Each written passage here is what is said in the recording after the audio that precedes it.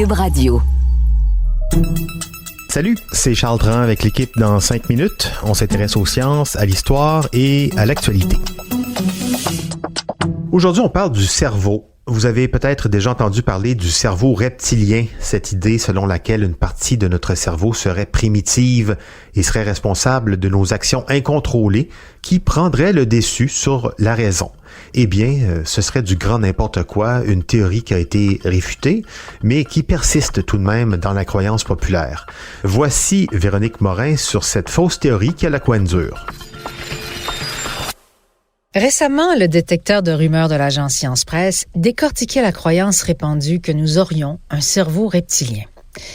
Je ne sais pas pour vous, mais moi, j'ai souvent entendu parler de cette idée de cerveau reptilien de la part de personnes qui tentaient d'expliquer des comportements irrationnels des gens.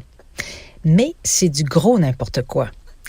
Sans vouloir dénigrer les gens qui en sont venus à croire et à répandre cette fausse information, qui se retrouve même au cinéma. Passons à Fear and Loathing in Las Vegas, dans lequel le protagoniste, sous l'effet du LSD, voit les gens se transformer en reptiles. Disons d'abord que cette idée de cerveau reptilien a pris naissance dans un laboratoire de l'université Yale, aux États-Unis, avec un médecin, Paul MacLean. En 1949, il émettait cette hypothèse concernant le cerveau humain à l'effet qu'il était composé de 2 structures principales, le limbique et le néocortex. Ses recherches sur des patients souffrant de maladies psychosomatiques et d'épilepsie avaient convaincu le médecin clinicien que la composante émotionnelle de ces troubles était localisée dans des structures profondes du cerveau, ce que l'on appelle aujourd'hui le cerveau limbique. C'est vers la fin des années 1960 que le docteur Paul MacLean ajoutait à son modèle l'idée d'un cerveau reptilien, aussi nommé complexe R, composé entre autres du tronc cérébral et des noyaux gris centraux. Selon sa théorie, le cerveau reptilien n'agirait pas en se basant sur des émotions ou la raison, mais sur l'instinct. MacLean croyait que l'évolution du cerveau était un processus additif, par couche, où les structures cérébrales complexes étaient déposées par-dessus les structures primitives au cours de l'évolution.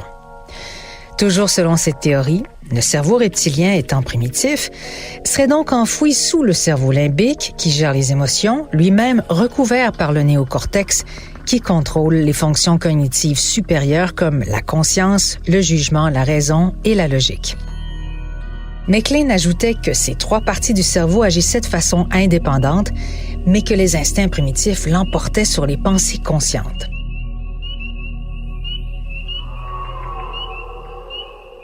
Cette théorie en a séduit plus d'un, dont de grands penseurs comme le sociologue Edgar Morin, le biologiste Henri Laborit et non le moindre, l'astronome et grand vulgarisateur scientifique Carl Sagan.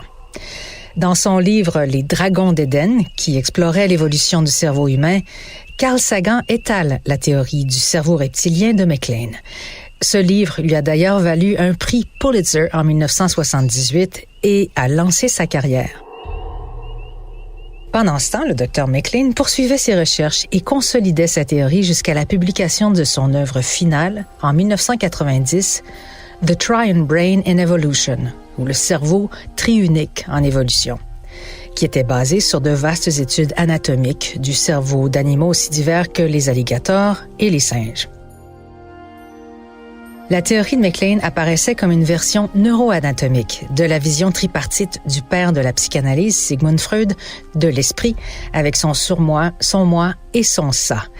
Le ça étant la partie primitive de nos instincts inavoués.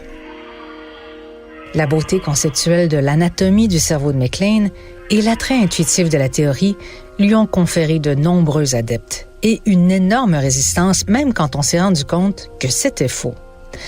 Non, le cerveau n'a pas évolué du primitif au plus sophistiqué, et non, nous n'avons pas un cerveau reptilien qui prend le contrôle sur notre capacité de penser, de raisonner et de réfléchir. Le site Cerveau de l'Université McGill explique bien les nombreux problèmes de cette théorie.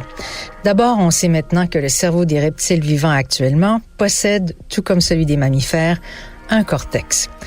Difficile alors de parler d'un cerveau reptilien qui serait que viscéral, alors que le cerveau des reptiliens actuels a aussi un cortex bien développé. Et difficile de concevoir que notre cerveau, comme MacLean le soutenait, a été construit par couches successives dont la plus ancienne ressemblerait au cerveau des reptiles actuels. Les mammifères et reptiles actuels ont bien eu un ancêtre commun reptilien, mais c'est à partir de cet ancêtre commun que reptiles et mammifères ont divergé et ont ensuite suivi des voies de différenciation cérébrale différentes. Ça veut dire que le cortex des mammifères n'est pas plus récent que celui des reptiles actuels. Les deux ont évolué en fonction de contraintes différentes auxquelles ils étaient soumis pour donner les formes de cortex différentes qu'on observe aujourd'hui chez les mammifères et les reptiles. Oui, et c'est un peu ça aussi le parcours de la science par essai-erreur. Le problème, c'est quand on découvre les erreurs, parfois elles persistent dans nos croyances collectives, comme l'idée du fameux cerveau reptilien. Donc celle-là, on sait maintenant qu'on peut la rayer définitivement de notre liste. Merci Véronique Morin, c'était en 5 minutes.